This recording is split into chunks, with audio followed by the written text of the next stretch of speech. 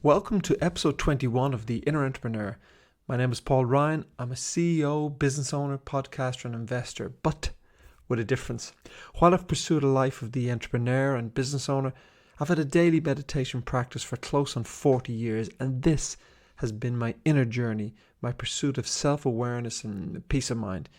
At times, I've struggled to find a balance between these two paths until I realized they are one and the same.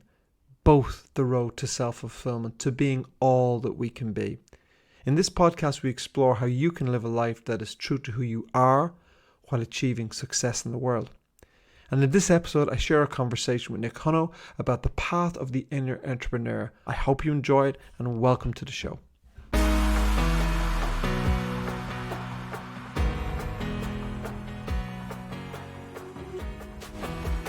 Paul, I'm really curious to hear more about your journey, and we'll get into the inner entrepreneurship part. But just to start, I'd love to hear how you got into an entrepreneurial journey in the first place, and perhaps even if you're open to sharing, how you feel your early years shaped what you do today. Good question. I have to think about that because it's a long time since I got on the entrepreneurial journey. So that's one of the advantages or disadvantages of age. It's a long time ago. I always wanted to be in business. Both my parents had their own business when I was very, very young. And then my mother closed down her business just to look after the family, and my father had his own business. So they were small businesses, but I just grew up in a household where we talked business around the dinner table. And so I was always fascinated by business. Also, honestly, I noticed that we possibly had a little more than some other people. I'm not saying we were rich by any means, but I noticed certainly back in Ireland, this probably would have been the 70s in Ireland. And I noticed that a lot of people may be struggling financially, and I noticed we just had a little bit more. So I suppose all those things were just registering in my brain that okay, so if you want to be a little more financially comfortable, building a business is a good way to do that. And also, I remember very interestingly where we lived and where my father still lives. So my father would describe himself as an uneducated man. To our left was a school teacher, and to our right was an engineer, and then the next door up was a psychiatrist. So we were surrounded by these very highly educated people, but the one thing I observed was that, and this is purely superficial, but they drove different quality of cars to my father. They all had old cars parked in the driveway, and we had two new cars parked in the driveway. And I just knew from my mother speaking to the other mothers that we just had a little bit more. So a lot of things were resonating with me. One is it's probably a good idea to go and try and generate your own income. And secondly, education does not equal income. Whereas a lot of people will say, get a good education. And by the way, I'm not anti-education, but it's just I learned at that point in time that education does not equal success and wealth in the material world. So at an early age, all of those things were just resonating with me. Yeah, absolutely. I really resonate with that, and yeah, sometimes how we sort of assume that education is related to wealth, but not necessarily. And sometimes it's almost the antithesis, or kind of it's. I feel too much education can also be kind of a hurdle. I'd love to hear, Paul. Did your parents have some kind of a relationship to their inner world, like their inner work? Like, was it through faith or some kind of emotional processing, or how how connected do you feel they were with what was happening on the inside? It's a question I probably haven't thought too much about.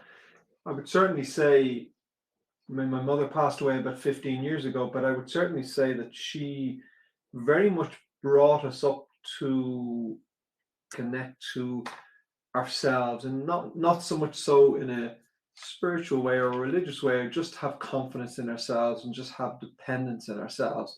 Um, and my father just very much demonstrated that independence in the work he did. So there wouldn't have been a whole lot of talk about the inner world. That said, So when I was about 18 years of age, maybe 17, 18 years of age, and my father at the time was running a small business, and running a small business is very stressful. It can be very stressful. He was experiencing a lot of stress, and he saw this lady on TV. And I've since found a clip on YouTube of what he actually saw. But he saw this lady on TV from a thing called the Silva Method of Mind Control. It's now just called Silva Method. And she was explaining about how you could connect through meditation and deal with stress and all of these things. And he saw this lady on what we call the Late Late Show, which is a big late night TV show in Ireland. And he just, it clearly resonated with him. And he went and he did the Silva training. He actually took some personal tuition. Um, and then he came back and he was so impressed with us that he sent myself and my brother and my sister, and he paid for us to go and do 2 full weekends with these people. So at that stage, we were exploring meditation, all of these philosophies. So at that stage in my life, it wouldn't have been a conversation I had with my father. It wouldn't have been evident. But looking back, there was obviously something in him, some searching. And certainly now he's now 87 years of age. And I would say certainly in recent years in conversations with him, there is certainly he's a religious man. And I wouldn't describe myself as a religious man, but certainly we would read some similar spiritual books and we could discuss them. So we're in different places, we're different people, but there certainly is a spiritual search going on in him. I can see that. So that must have influenced me some degree. But certainly when I did the Silva method, I discovered meditation, and that was something I'd been searching for. So I now have the two influences, and maybe I can thank my father for both of those, because he introduced me to entrepreneurship and introduced me to meditation, and both of those literally became the bedrock of the rest of my life. Yeah, that's beautiful. I love how he opened the door to both of those worlds, which of course are, not completely separate, right? There's an overlap, and one can inform another. And for me it was kind of different. I mean, my mother definitely brought the more spiritual, psychological side, and my father was much more on the kind of business, entrepreneurial side, and I think that's kind of generally more traditional. But I'd love to hear, I mean, when you mentioned that training that you did, or that experience, would you say that was the catalyst into your inner journey, and how did it evolve from there? It wasn't a catalyst to my inner journey. When I was 17, which would have been my last year in school, uh, I've shared the story in a number of different places, but I was in a Christian Brothers school, which was a religious school, and so it was a group of about 30 teenage boys in this room, and one of our teachers didn't turn up one morning. So you can imagine there's 30 teenage boys in this room, and the teacher hasn't arrived. So you just picture the scene. This is absolutely chaos, and there's just, you can imagine, a chaotic room. Um, and as we're standing in this chaotic room, the door bursts open, and I can still picture him, this tall, long black streak of misery, which was the sort of Christian Brothers wore these long dark robes. And my memory of the Christian Brothers going back, almost 45 years ago, is they were tough disciplinarians. So this tall streak of misery bursts into the room and roars at us to keep quiet. When a Christian brother roars you to keep quiet, you normally keep quiet because you know trouble is coming. And he storms to the top of the room. And I remember to this day this feeling of dread, because you think, there's trouble coming now. This is not going to end well. And corporal punishment was not something that these guys were afraid of at all. So we didn't know what was coming down the road with this young Christian brother. So he storms to the top of the room and quite severely tells us all to be quiet, and we obey. But then he tells us to close our eyes. We're going, okay. So I can remember sitting in the corner of the room beside the window, the heater beside me. So I was in a comfortable position in the room. And he tells us to close our eyes. I close my eyes. And what he takes us through then is a guided meditation for about 15 or 20 minutes. Now, I don't believe I'd ever heard the word meditation. I just had no idea what was going on. But he took us through this guided meditation. And for me, that was probably the first deeply spiritual experience I had, because the energy I felt flowing through my mind, it was like someone had soaked me into a beautiful warm bath, and this feeling came of deep relaxation, this deep peace flowed right over my body. I had absolutely no idea what was going on, but I knew I was experiencing something remarkable. When he brought us out of the meditation, I don't remember much after that, but I remember walking home and knowing that I just experienced something absolutely incredible. And I wanted to not only experience it again, but I wanted to live in this place, wherever that felt like. That's how I wanted to feel for the rest of my life. I went home and went to my room and I tried to get there again, and I couldn't. I had no idea how to reconnect to that place. And I tried on a number of occasions to get back there again, and I just didn't have the skills or the tools to get there. But in the back of my mind, I was still searching for it. So a year or so later, when my father sent me on the Silva mind control method, and they started teaching us how to meditate through guided visualizations, reconnected with that place, and I knew I'd found home. So that it wasn't an introduction; it was a reconnection, and I began to learn how to get back into that deeply peaceful inner state, that meditative place. And that is something, I mean, that is 40 years ago now. And I've probably meditated every single day since then. I've traveled all over the world. I've been to India, and meditation has just been a huge part of my life ever since. But that experience was the trigger. And often when I speak to people who struggle with meditation, I think I was very, very fortunate, because the first time I tried it, even though I didn't know what I was doing, I had this blissful experience. So I knew what I was searching for from there on in. Yeah, beautiful. That's incredible to hear how consistent also this practice has been for you. I mean, there's definitely, like, similarly with investing, right? There's the compounding effect almost with, the more regularly you meditate or create the space for contemplation, the deeper and the deeper you go, and the more connected you can be. Paul, I'd love to hear your perspective on, having had this very long entrepreneurial journey, and also having been in spirituality, or kind of on this inner journey for a long time also. How do you feel spirituality, or this contemplative side of you, these contemplative pursuits, have helped you as an entrepreneur? And what have you seen in terms of how differently you began to do business or manage your business or grow it? Would love to hear more about that.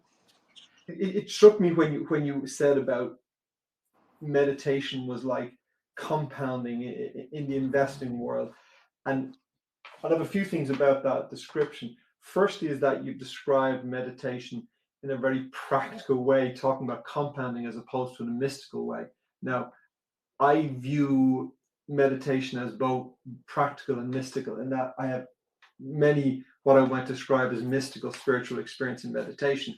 But we all know now the neuroscience of meditation and how you are literally training your brain to be calm. So there's a science behind it. And that science says, like doing anything, like lifting weights in the gym, you will continually become stronger and better if you do something, because your brain is rewiring and it's learning to fire off differently. And the more time you spend in a calm state, the more time you'll become the more you'll become calm, and the more it'll become something natural. Just in quiet trains the brain. But if you want to link that to the more practical side of business and investing, I'm a very keen investor. I advise people never to get me into the topic of meditation, and never to get me in topic of investment, because I just won't shut up and they'll be sorry with the conversation. But here's what I'm a very simple investor, and here's what I've learned over several decades in investing, and mostly from making a huge amount of mistakes. Is, to me, investing is a very simple process, and I'm a very long-term investor. But if you watch the stock markets over the last maybe month or so, we have hit a number of all-time highs. Now, if you have a sizable investment account, those all-time highs can be very exciting, because you've made a lot of money. And now I have made a point of, I look at the charts so I can tell you where the S&P 500 is moving to, but I make a point of not looking at my own account. The minimum term I'm investing for is normally about 15 years. So the soonest I have a number of different investment accounts, but the one that I'm likely to cash in soonest is maybe 10 years, maybe depending on how it grows. That's probably the soonest. And so my conversation with Chuck recently was, I said to him, if we decide that in 10 years time we're going to go skydiving, and we're hoping it's a good day and we're going to meet up in 10 years time and go skydiving, that we're not discussing the weather today or the weather tomorrow, like it's irrelevant. What we want is good weather on the day we go skydiving in 10 years time, and we're not thinking about the weather today, so we don't worry about it. And so from that point in time, I'm invested for at least a decade. What do I care about where the market's at today? And that what do I care has to be both sides, by the way. It means I'm not going to get excited by the fact that we hit an all-time high this week, but I'm also not going to be devastated when I see the market dipping down.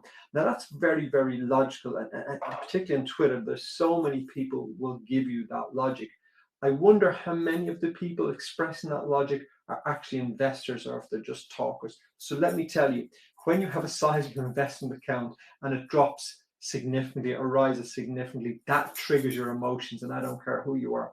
And it's very hard not to react to that. So it's very hard. It's very easy to trade on paper, and it's difficult to invest and trade with real life money. And meditation, that that sense of calm is the best thing to do, because it has served me extremely well, because what it has allowed me to do is to look at how I invest and make simple decisions and just go, this is how I invest. I'm invested for a decade. And some days the markets are going to look great and some days they're not going to. And I can't buy into that. I have to remain in a calm state and just remind myself, this is my investment process. It's just like saying, I don't care what the weather is like today. So from an investment point of view, I actually don't know if I could have that state of mind in relation to my investment account if I hadn't meditated for decades. And I would say very similarly on the business, just working actually on an episode that I'm going to do on the Inner Entrepreneur in the next couple of weeks, called Never Act or Speak in Anger. And in business, that has helped me enormously to never react in anger. And a life of meditation has trained me how to do that, which is not saying that it's easy, because anger is a natural human emotion, but it has served me very well in many situations in business over the years, not to explode, not to overreact, and to always return to that place of calm before I make a decision. There are many significant things have happened in my life, but I would not be where I am today professionally if I hadn't had the skills of meditation and of knowing where that place of calm is, where that center is, and certainly making sensible business decisions and sensible education investment decisions. But it's not the decision you make, it's where do you make those decisions from. And I've trained myself to return to a place of calm to make those decisions, which is not always saying that calm is easily available to me, but it's saying I recognize calm mind, I recognize disturbed mind. And when I'm in disturbed mind, and yes, I'm human like everyone else, so I go there. When I'm in disturbed mind, I have a discipline that says you don't act and you don't make decisions. You wait until you return to a calm mind. So enormous value meditation has been to me over the years.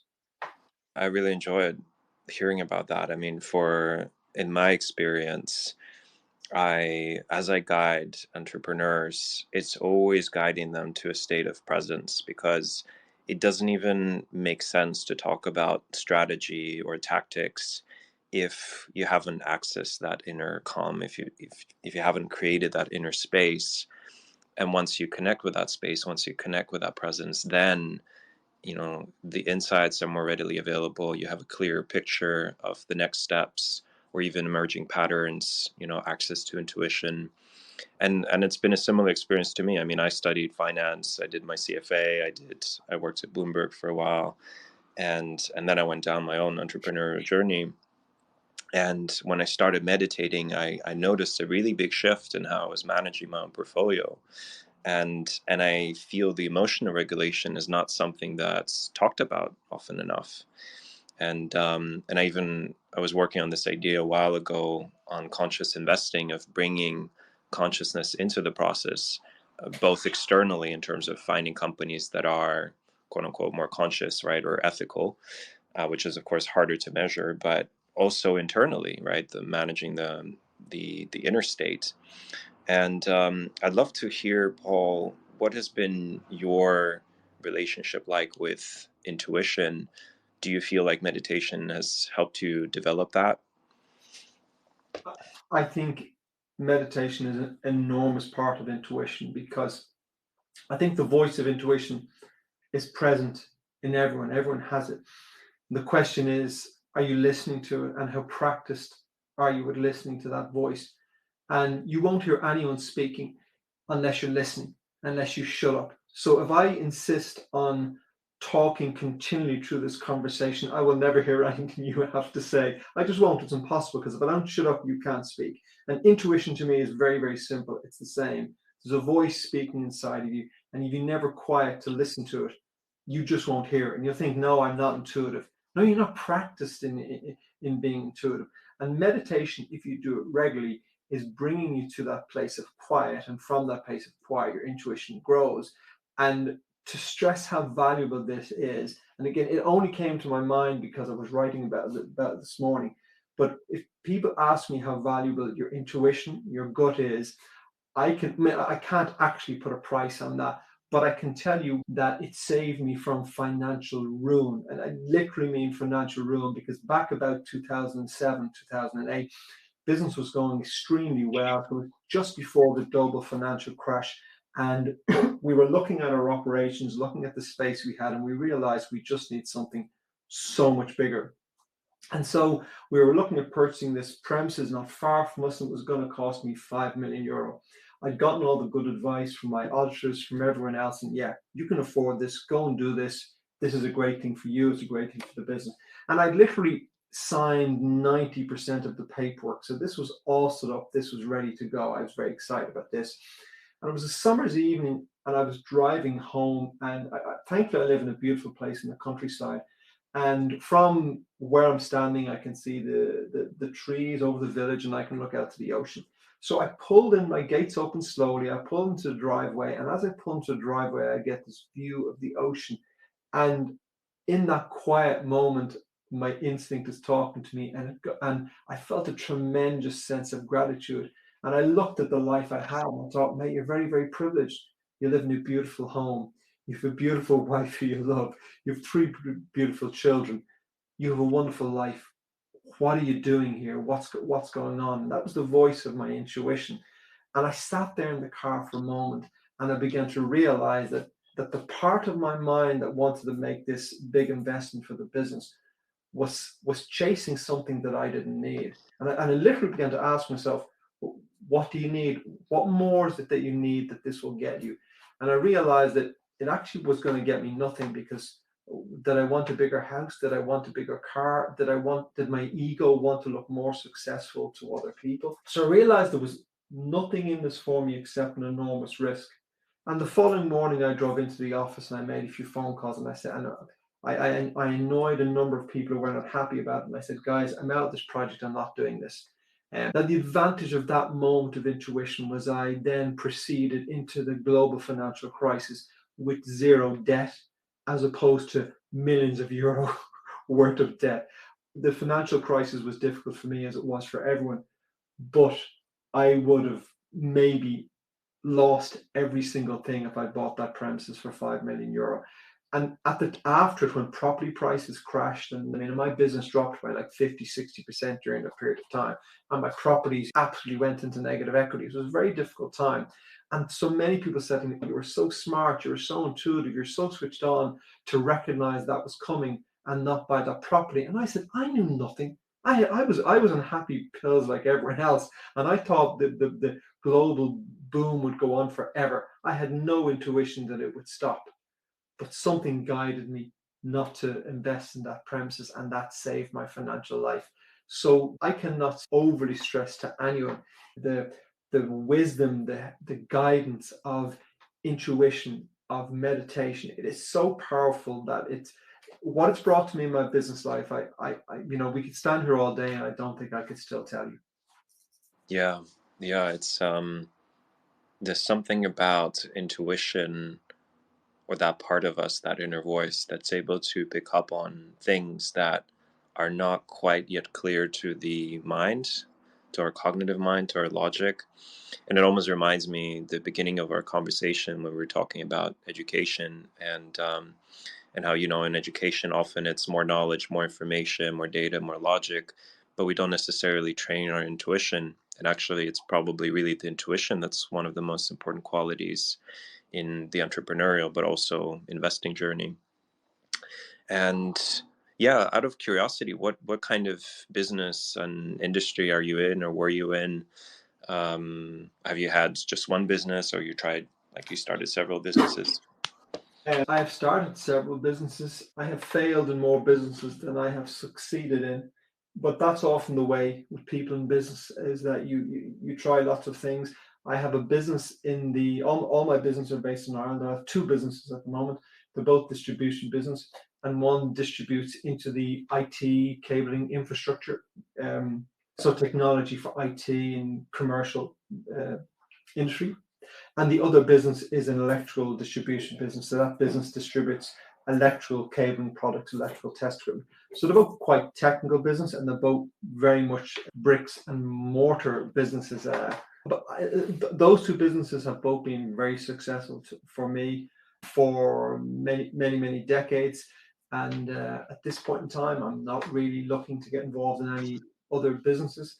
I have started a number of other businesses that I've started and sold out of two businesses, and a number of other businesses just haven't worked. But look, the road to success is paved with failure. That's my experience, and that's been the experience of almost everyone. I'm still in business. I'm not actively involved in business anymore. I have a management team that run both businesses, and so my involvement is pretty much minimal at this stage. Um, but still, for the moment, I'm still in business and I'm enjoying it. Yeah, I'm curious. I mean, obviously you've tasted wealth in your life, and that brings certain comfort, that brings certain insights. And I'd be curious to hear, what do you feel brings you the fulfillment today? The freedom to do, the freedom to live life the way I'd like to live it. I mean, ultimately, that is the gift of wealth, and we all need different levels of wealth to achieve that. But the ultimate gift for me is to wake up in the morning and decide what I want to do today. Yesterday afternoon, myself and my wife went into Dublin City and went to the theatre. And we spent the afternoon in the theatre, and then we went for dinner in the evening. And as we arrived into Dublin City at about 1 o'clock, and we could see all the people hustling around in their business suits and out for lunch and grabbing sandwiches. And we were strolling in to spend the afternoon in the theatre. And going into theatre, we just spoke and we said, "Isn't this just a much more pleasant way to live your life?"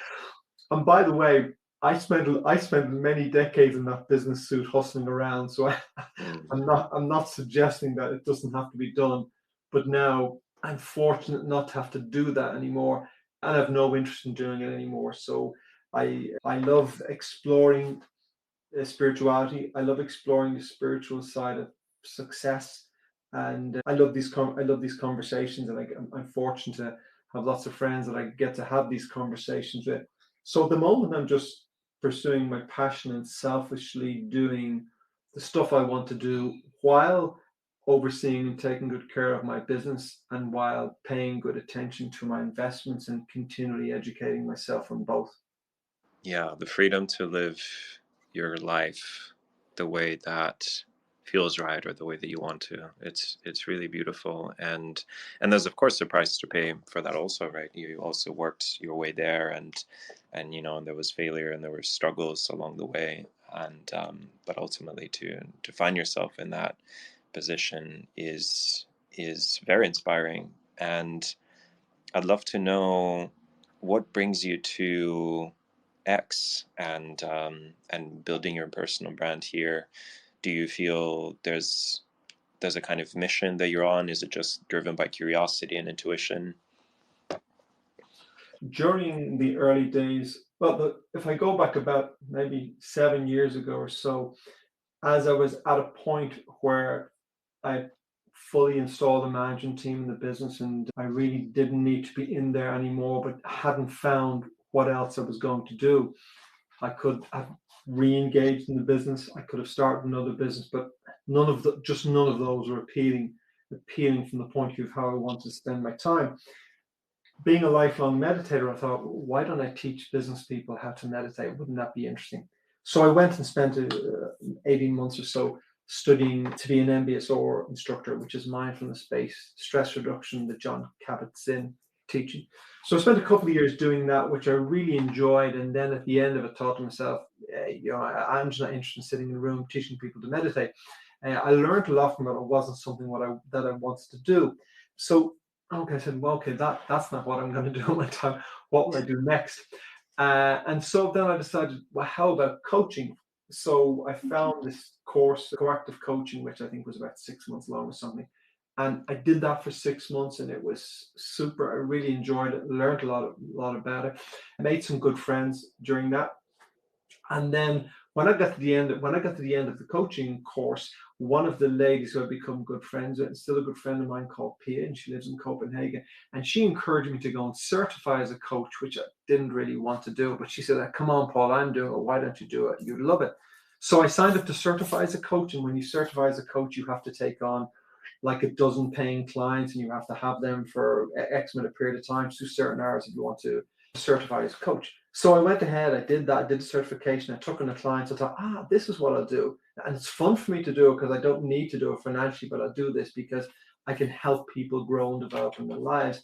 And I did that and I realized, I mean, I certified as a coach, but I thought, no, I don't, I just don't want to do this because I really don't want to have my restriction for whatever they were paying. I could charge, which is a couple $100 an hour as a coach. I thought, no, I'm just not interested in having someone in my diary on a sunny day when I'm out to get up and ride my bike around the beautiful Wicklow Mountains. I don't want to have that day ruined because I have to spend an hour with somebody who's giving me a couple €100. So when I got to the end of that, I thought, no, I'm not doing coaching. And I kind of wrapped up with the clients I had and said, no, I'm not taking on any new clients. And again, my friend Pia had just done a course. I think it was Ship for 30. She said, why don't you join me on this and start writing for 30 days? And when she recommends something to me, I almost go, no, no, no. And she talks me into it. And then I get it and go, this is a wonderful thing to do. So I joined that and I started writing on Twitter. And it just flowed from there. And I just found that I probably have learned a lot in meditation and business over the past 40 years, and maybe have something to share.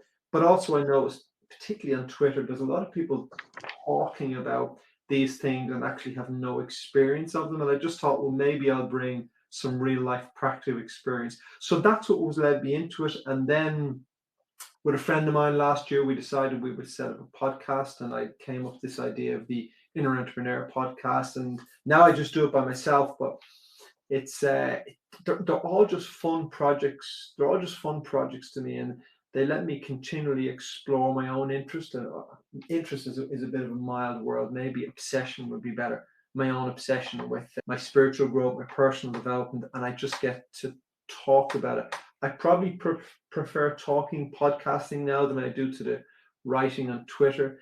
But I'm just exploring what I love to do. That's really the simple answer to what I'm doing.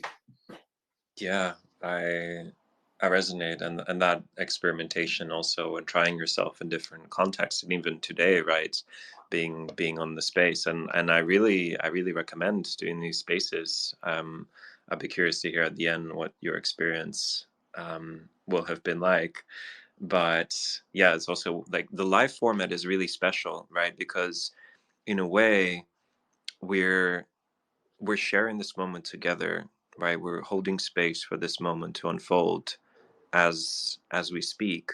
And with writing, I feel, or even recording videos, something can be missed sometimes, right? It's kind of recorded, it's already set, and then a person reads it somewhere. It could still be potent, but I just feel there's something quite special, and also using voice and just kind of trusting the stream of consciousness.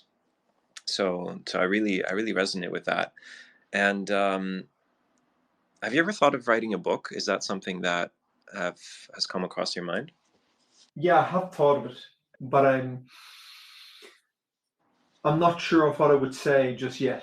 And it's funny, I was in a bookshop on Saturday, and my wife was doing some shopping, and I was rounding in the bookshop, and I said to myself, well, I just love bookshops for whatever reason. I said to myself, would I like to write a book?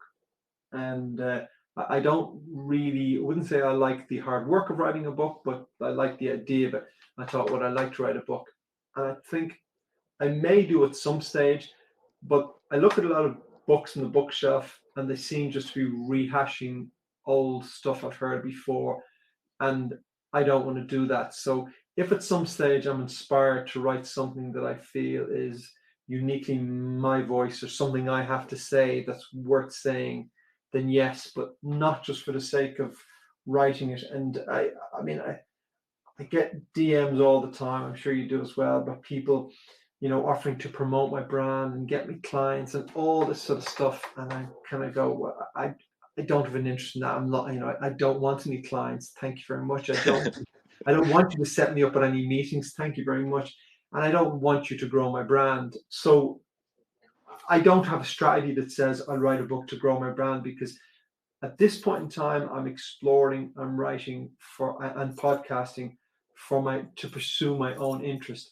At some stage in the future, maybe I will go, I have something to say now and I want to put into a book, and then maybe I will. But I resonate with what you said about the spaces, because now that I'm doing solo podcasts, which by the way I enjoy, because the process for me is every week I have to come up with an idea, I have to think that through, I have to articulate it, and I have to communicate that in a way in a solo podcast that hopefully resonates with someone. And I enjoy that as a creative process because it requires me to clarify my thinking. But the thing about the live conversation is that you don't get to do that. You just get to spar off each other.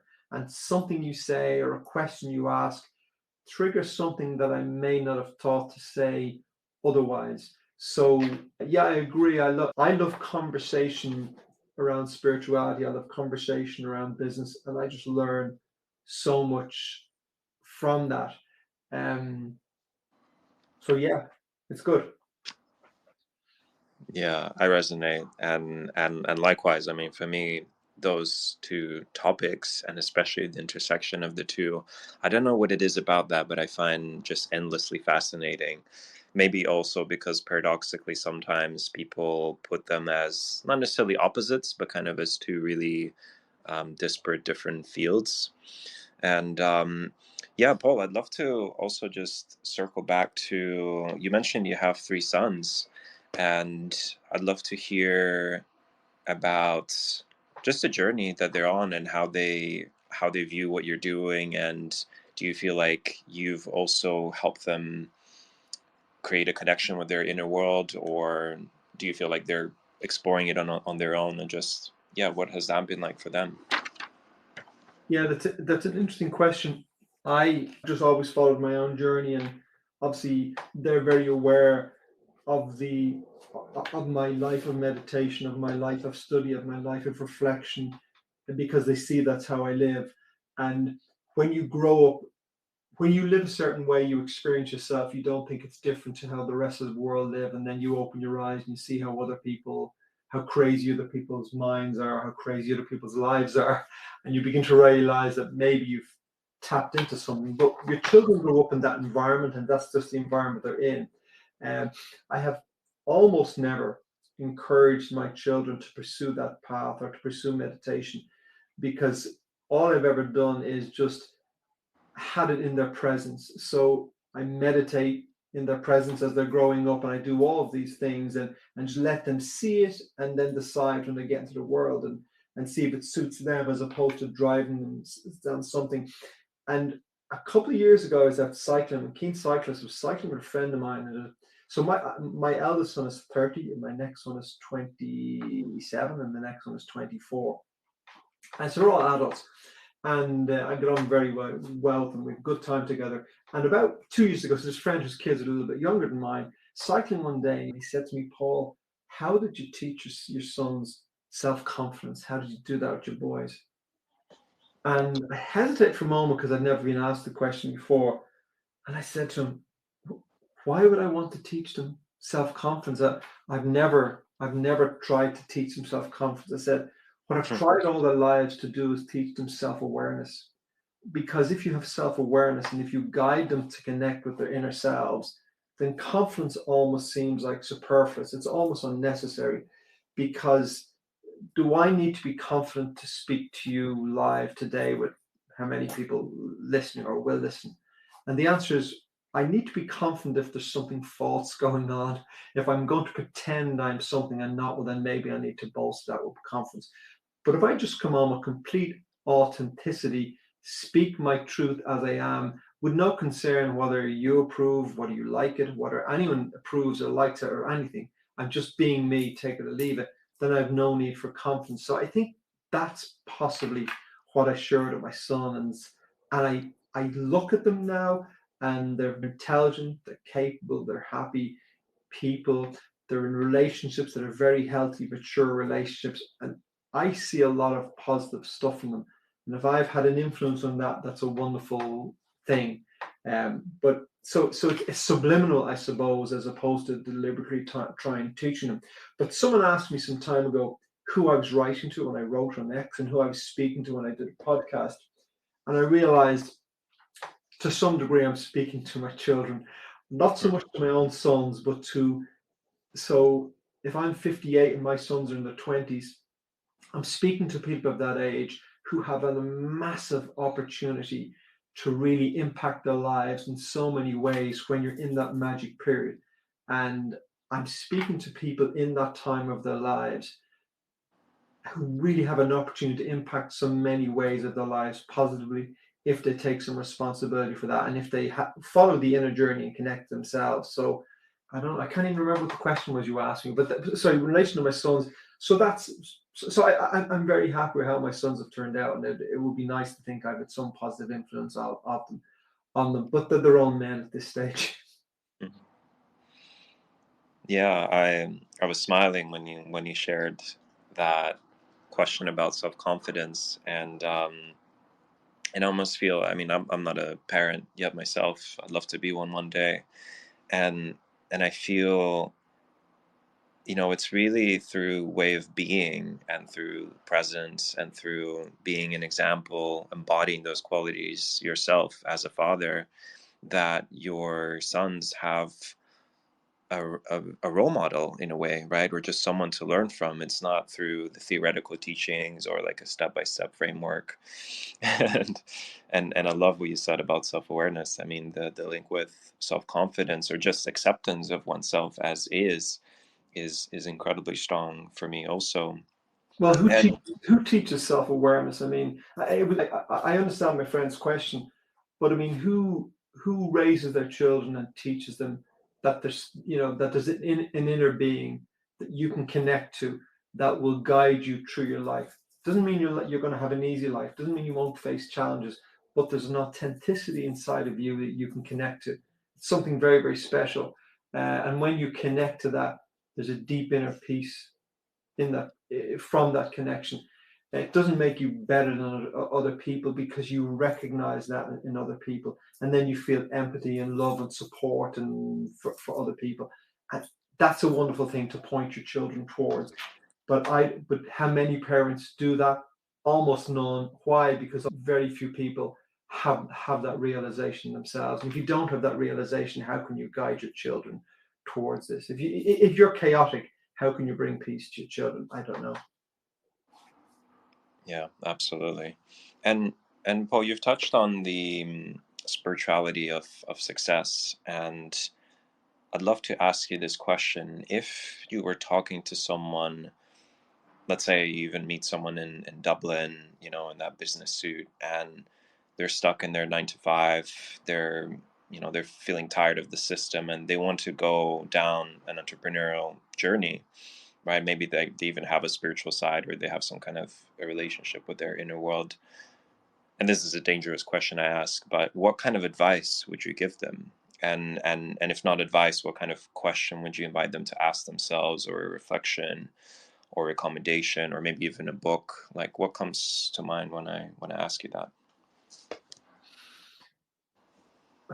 whatever path you're walking is the right path for you, even if at that point in time it doesn't feel like it's the right path for you. So, and that, by the way, that doesn't mean you have to stay on that path.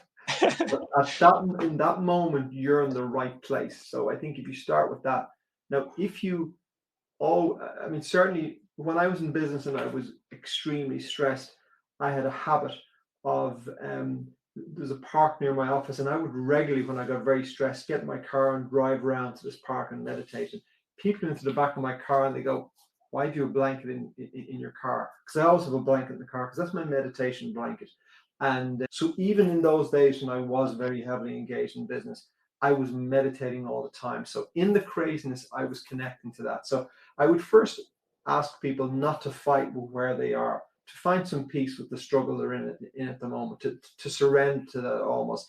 If that's a job you hate, you're in at 9 to 5, just surrender to that because whether you like or not, it's where you are now. So be where you are now. And the second thing is then pursue meditation and pursue journaling and pursue things that will grow your inner world. And from that pursuit, begin to investigate where you might like to go, what road you might like to walk. And people talk about overnight successes, and people want, the quick panacea of how they can go from zero to millionaire and zero to freedom overnight. I'm not saying that doesn't exist. I'm just saying I can't help you with it because that wasn't my road. It took me decades to get where I am. And also, and I know lots of very successful and wealthy people. I know nobody who got there quickly. I know nobody who didn't have their years of struggle and hard work. So maybe that's just the road, it's just part of it.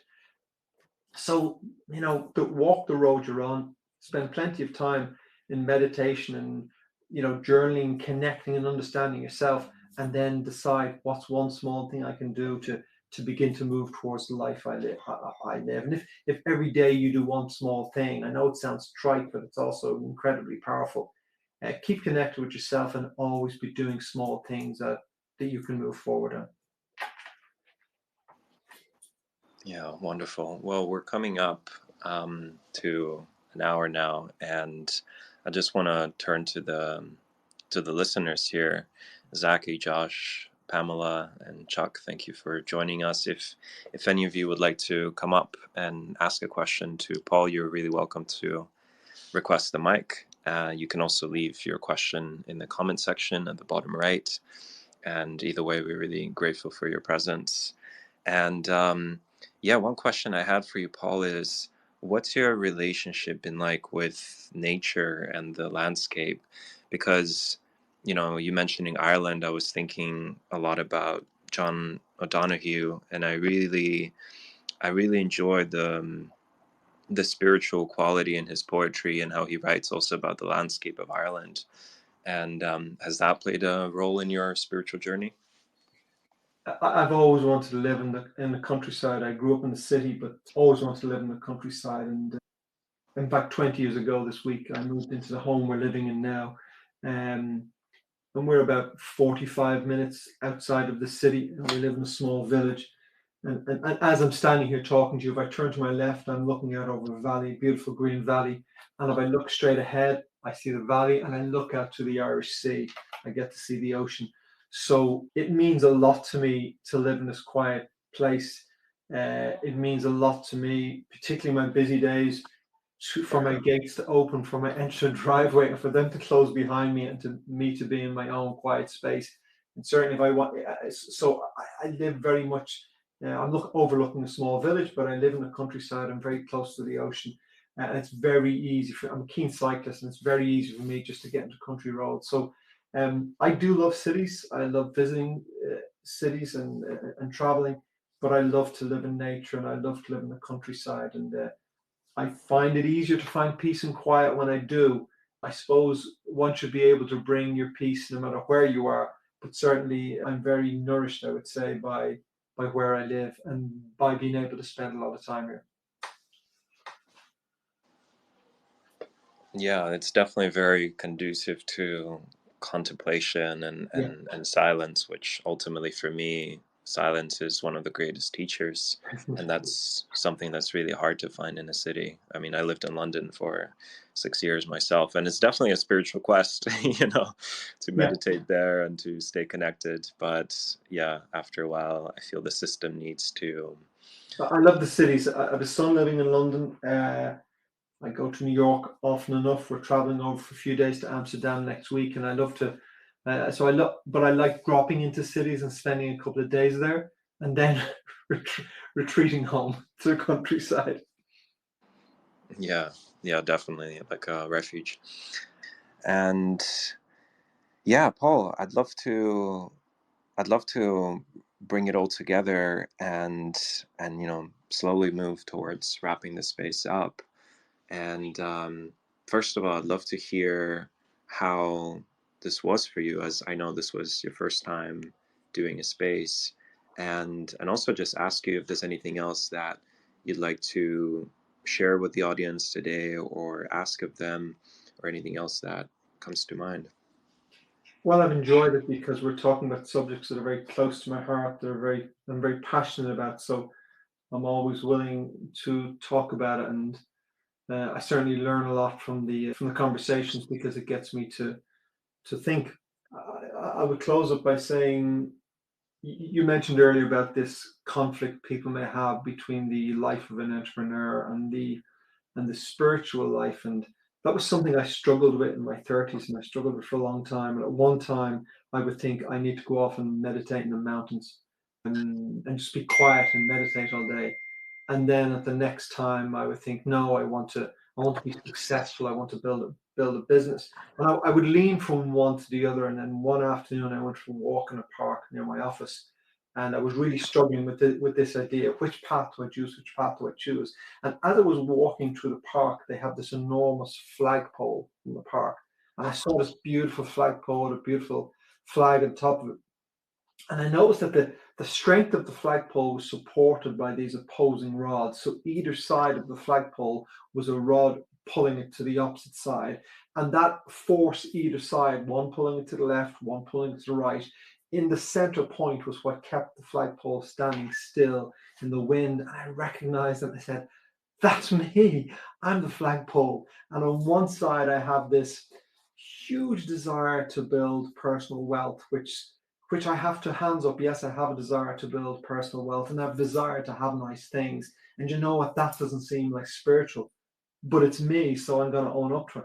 And the other side, I have this huge desire to pursue a spiritual path, to reflect, to meditate, to study from spiritual teachers.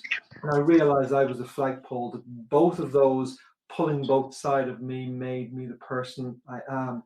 And so in that moment, I just came to peace with myself and realized I will pursue growing my wealth and I will pursue growing myself, because both of those paths lead me to being most authentically who I am. So I think it's the one journey. It's not two paths at all. And you can be spiritual and be wealthy. You can be spiritual and you can be anything as long as you're being yourself.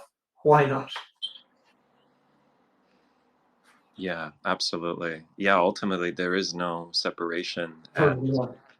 yeah, and for me, I mean, as you mentioned, being attached to having no few possessions can be as strong of an attachment as to possessing things, right? Like also getting too attached to the spiritual truth or spiritual path, kind of rejecting materialism can be just the same attachment in a way, ironically. And I remember there's a beautiful Indian story.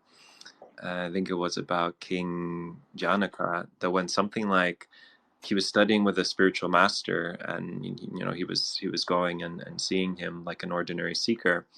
But one day when he was visiting the master, somebody set a fire to his palace, and the fire was raging out of control.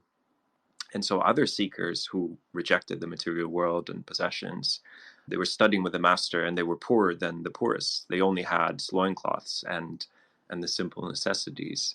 And and they all left the master's presence and ran to save what little they possessed when the fire was raging, while the king Janaka stayed with the master. And the master asked him, well, why were you not concerned about saving your palace and all your precious possessions?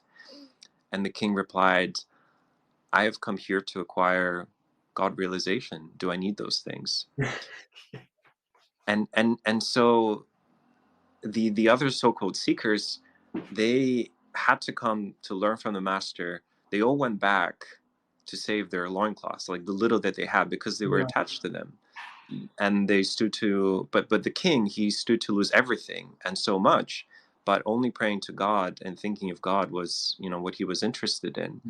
Mm. And the story goes, of course, he attained self-realization and so on and so forth. And I think that's a beautiful story to demonstrate it's not about how much you have or how little you have, but how attached you are to it and how grateful you are to what you have.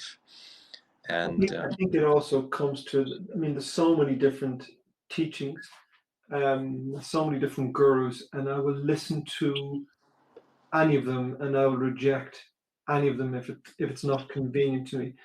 The only path I'm here to follow is my own path, is to follow the life I'm drawn to live. And some people may like that, some people may not, all of which is irrelevant. I'm just here to be me, however that conflicts with anyone. And I enjoy, I mean, I love meditation and I love spiritual conversation, the spiritual path. And when I get in an airplane, I like sitting in business class. And to some people, those things may be appalling and they may be materialistic. Oh, that's fine. It's just me, and I'm not looking for anyone's approval or anyone's rejection.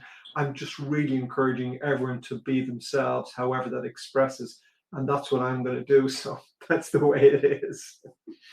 yeah, exactly. There's no right or wrong, right? You're No, just it's just being yourself. Well, to me, it's just being yourself.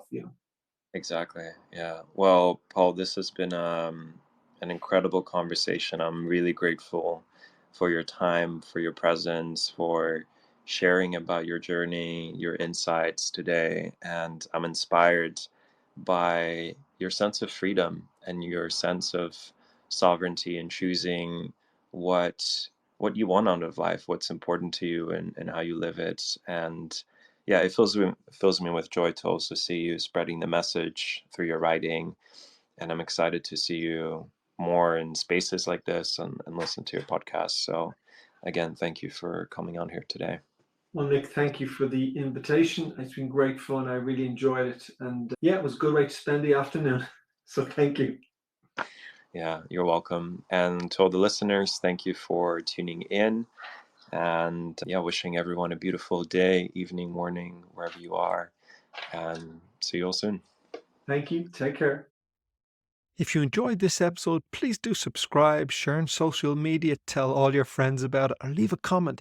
It helps us grow the show and share our message. Thanks again for listening, and see you on the next episode of The Inner Entrepreneur. Take care.